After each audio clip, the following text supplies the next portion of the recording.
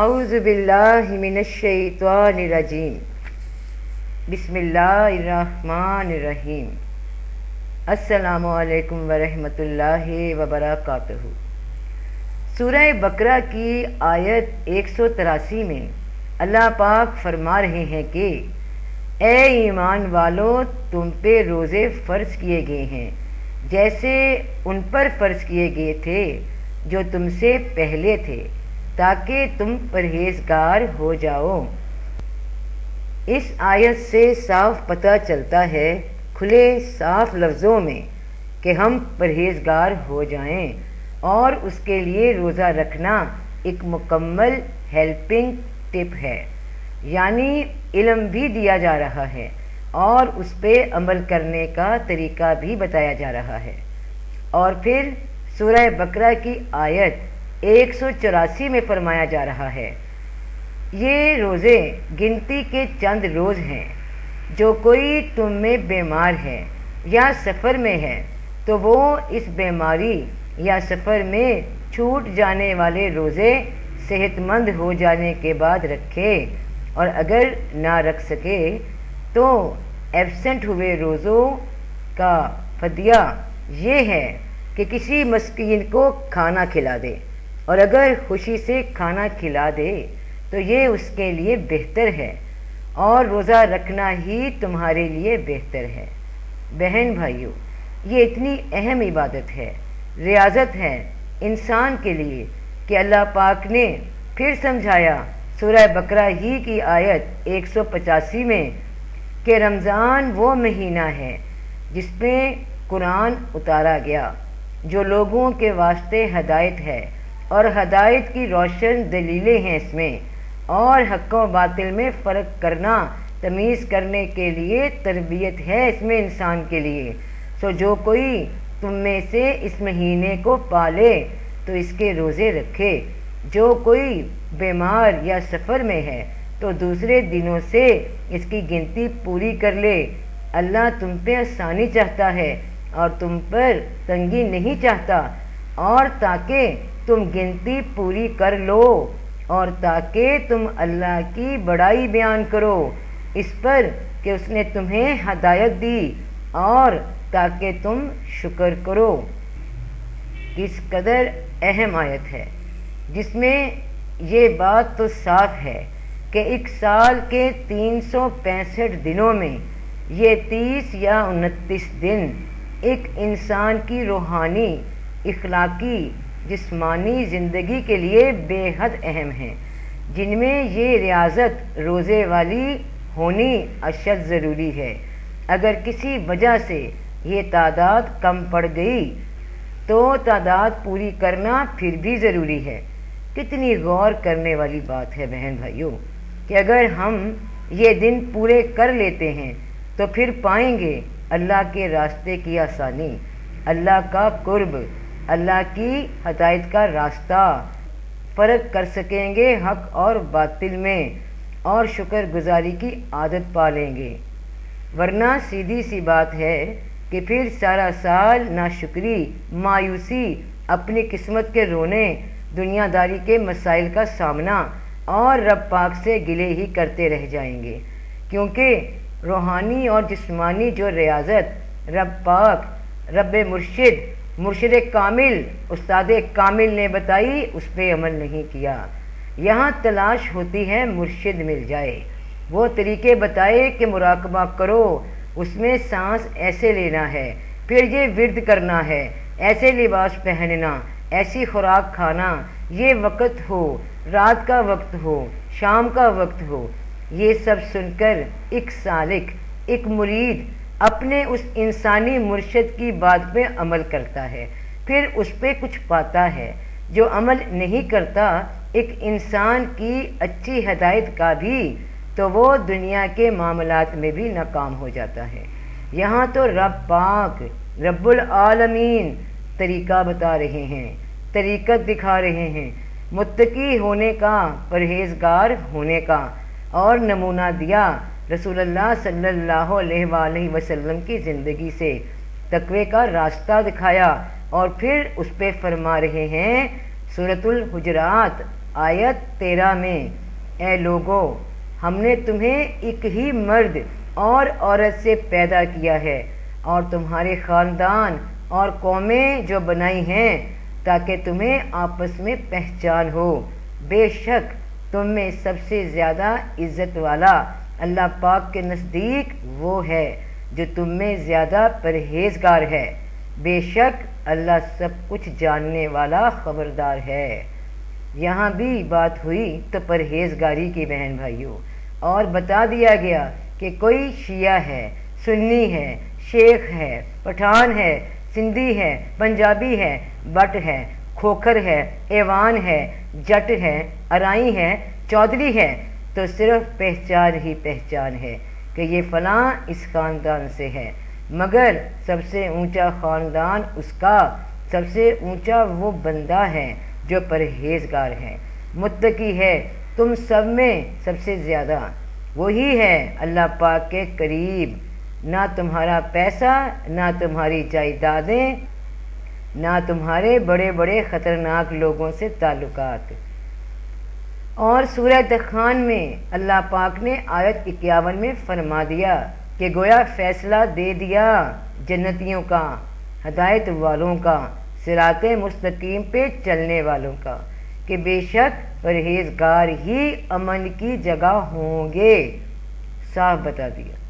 کہ امن کی جگہ دنیا میں بھی اور آخرت میں جنت ہی ہے۔ اب سوچا جائے کہ یہ پرہیزگاری کیا ہے، متقی ہونا کیا ہے، تقویٰ کیا ہوتا ہے۔ انسان بیمار پڑ جائے، طبیعت صحیح نہ ہو تو ڈاکٹر یا حکیم صاحب نسخہ لکھ دیتے ہیں کہ بھائی یا بہن آپ کو یہ بیماری لگی ہے، بد پرہیزی سے آپ نے زیادہ کھا لیا، یا آپ نے اپنے من پسند چیز زیادہ کھائی ہے، آپ کو تو پسند ہے مگر آپ کے لیے، آپ کی صحت کے لیے وہ ٹھیک نہیں، لہٰذا آپ کو یہ شے، اپنی من پسند شے، اس سے پرہیز کرنا ہوگا۔ ایک شرابی کو ٹھیک ہونے کے لیے شراب سے پرہیز کرنا ہوگا۔ شراب تو بہت پسند ہے اسے، سکون ملتا ہے وقتی، مگر صحت برباد ہو رہی ہے، گردے جواب دینے لگے ہیں۔ ایک شوگر کے مریض کو شوگر، مٹھائی، کیک، پیسٹری بہت پسند ہے، مگر انہی پسندیدہ چیزوں سے بیماری گلے پڑ گئی ہے، اب ان کو چھوڑنا پڑے گا تو ہی آسانی سے سانس آئے گا، ورنہ آئے دن ہاسپٹل کے چکر یا ہر دن وزٹ ٹو ڈاکٹر۔ پسند کی شے کو چھوڑنا ہی پرہیزگاری ہے، توازن ہے۔ پسند کی شے کا مطلب یعنی نفس کی پسندیدہ ہیبٹس۔ اسی طرح اخلاقی طور پہ ایک انسان بہت طاقت والا ہے، ہمت والا ہے، غصے والا ہے، پیسے والا ہے، اسے غصہ بہت آتا ہے، صحیح بات پہ بھی آتا ہے، غلط بات پہ بھی آتا ہے، نفس کو تلخی، بد کلامی، غرور، گالی گلوچ پسند ہے، مگر دوسری جانب حکم ہے کہ آواز نیچی رکھنا ہے، توازن سے، ادب سے بات کرنا ہے، بڑا ہے تو ادب کے ساتھ، چھوٹا ہے تو شفقت کے ساتھ، اور اگر کہیں ایسا مقام ہے کہ خاموش ہونا بہتر ہے تو طاقت رکھنے کے باوجود یہ مصلحت، حکمت سمجھ کر خاموش ہو جانا اور رب پاک کے حکم پہ پرہیزگاری اختیار کر لینا۔ روک لیا خود کو ایسے قدم سے جس میں تباہی تھی، برداشت نہیں ہو رہا تھا غصہ تو برداشت کیا، برداشت کرنا ہی پرہیزگاری ہے۔ نفس چاہتا تھا غصہ کرو، مار دو اس کو، مگر نہیں، پرہیزگاری نے ہدایت دی، پرہیزگاری آڑے آ گئی، ہدایت نے بچا لیا۔ اسی طرح جوانی کی عمر ہے یا کوئی بھی ایسا انسان، مرد و عورت جو شہوت دماغ پہ لے کے چلتا ہو، جس کے دماغ پہ شہوت چھائی ہو، خواہشات چھائی ہوں، جائز اور ناجائز کوئی پرواہ نہیں، جہاں داؤ لگا، جہاں موقع ملا، اپنے ہوس کو پورا کر لیا ایک جانور کی طرح، اور ایسی محفلوں میں ایسے لوگوں سے رابطے رکھے جہاں یہ فحاشی کھلے عام ہو، یا ایسی جگہ، ایسے ملک میں، ایسے علاقے میں رہائش مل جائے جہاں یہ کام منع نہ ہو، وہاں رہ کر خود کو روکنا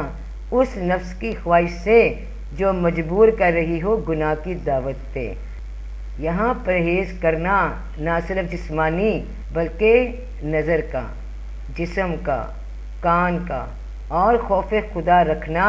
کہ رب پاک کا حکم کیا ہے، یہ تقویٰ ہے۔ نفس کے خلاف چلنا تقویٰ ہے، اور نفس تو بری ہی بات کا حکم دیتا ہے جب تک امارہ ہے، شیطان کے چنگل میں ہے، بد پرہیز ہے، غیر متقی ہے۔ اس نفس امارہ کو نفس لوامہ تک پرہیزگاری کی مشق سے لایا جاتا ہے، اور پھر نفس مطمئنہ تک منزل طے ہونا تقویٰ ہے۔ یہ سفر شروع ہو جائے تو تقویٰ ہی تقویٰ ہے، اور اس کی عملی مشق روزہ ہے۔ اس بیان کے آخر میں ایک مشہور روایت جو اور بھی زیادہ آسان لفظوں میں اس بات کو سمجھا دے گی، وہ یہ ہے کہ حضرت عمر رضی اللہ تعالیٰ عنہ کے عہد خلافت میں ان کے اجلاس کے دوران ایک مسئلہ کھڑا ہو گیا کہ ہاؤ ٹو ڈیفائن تقویٰ، تقویٰ کی تعریف کیا ہوگی، تقویٰ کا مفہوم کیا ہے۔ تو بہت سے لوگوں نے اپنی اپنی رائے دی۔ حضرت عمر رضی اللہ تعالیٰ عنہ نے خاص طور پر امیہ ابن کعب رضی اللہ تعالیٰ عنہ سے کہا کہ آپ بھی جواب دیجیے، کیونکہ وہ خاموش تھے۔ اب انہوں نے مثال دی کہ اے امیر المؤمنین، آپ جانتے ہیں کہ اگر کسی شخص کو کسی ایسے جنگل میں سے گزرنا پڑے جہاں خاردار جھاڑیاں ہیں، اوپر درخت ہیں، نیچے جھاڑیاں، جھاڑیوں میں سانپ ہیں، بچھو ہیں، موذی جانور ہیں، کوئی پگڈنڈی نہیں چلنے کے لیے، راستہ بنا ہوا نہ ہو، پھر بھی جانا ہے، آپ کو گزرنا ہے،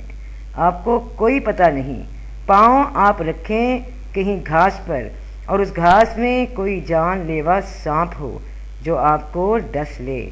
اور جو درخت اوپر ہیں گھنے ان میں بھی زہریلے سانپ لٹکے ہوئے ہوں، تو ایسا آدمی جیسے پھونک پھونک کر قدم رکھتا ہے، ہر طرف سے چوکس ہو کر، چوکنا ہو کر کہ کہیں میرا کپڑا کسی جھاڑی میں الجھ نہ جائے، کہیں کسی گھاس لمبی گھاس میں پاؤں نہ رکھ دوں جہاں کوئی سانپ ہو، کوئی دلدل ہو، کوئی کائی ہو، یا کسی موذی جانور کے بل پر پاؤں نہ آ جائے۔ تو جس طریقے سے احتیاط سے، پرہیز سے وہ آدمی گزرتا ہے، اس کا نام تقویٰ ہے۔ تو بہن بھائیوں، یہ دنیا، یہ ہماری زندگی، یہ ایک گزرگاہ ہے جہاں ہم چل رہے ہیں، اور یہ ایسی گزرگاہ ہے جہاں پر گناہ، معصیت، اس کی جھاڑیاں، نفس کی خواہشات کی جھاڑیاں ایک موذی جانوروں کی طرح ہمیں ڈسنے کے لیے تیار ہیں۔ گناہ کی دعوت موجود ہے، غلط کام کرنے کے لیے ترغیب موجود ہے۔ ان جھاڑیوں سے بچ کر نکل جانا ہی تقویٰ ہے، پرہیزگاری ہے، اور اس کو پانے کے لیے اللہ پاک نے فرما دیا کہ روزے رکھو تاکہ تم پرہیزگار بن سکو، اور رسول پاک صلی اللہ علیہ وآلہ وسلم نے بھی فرمایا کہ جو انسان نکاح کی استطاعت، نکاح کی ہمت نہ رکھتا ہو، مالی طور پہ استطاعت نہ رکھتا ہو، تو وہ روزے رکھے۔ تو کتنا زیادہ صاف اور واضح طور پہ ہمیں زندگی گزارنے کے لیے، زندگی کے ہر موڑ پہ اللہ پاک نے آسان عملی راستے بتا دیے۔ خدا کرے ہم سب ان راستوں پہ عمل کریں اور نیت لے کے چلیں، تاکہ اللہ پاک ہماری مدد بھی فرمائیں، ہمیں توفیق بھی دیں، ہم ان پہ ثابت قدم ہو کر چل سکیں۔ تو بہن بھائیوں، سب کا بھلا سب کی خیر، جیتے رہیے، فی امان اللہ۔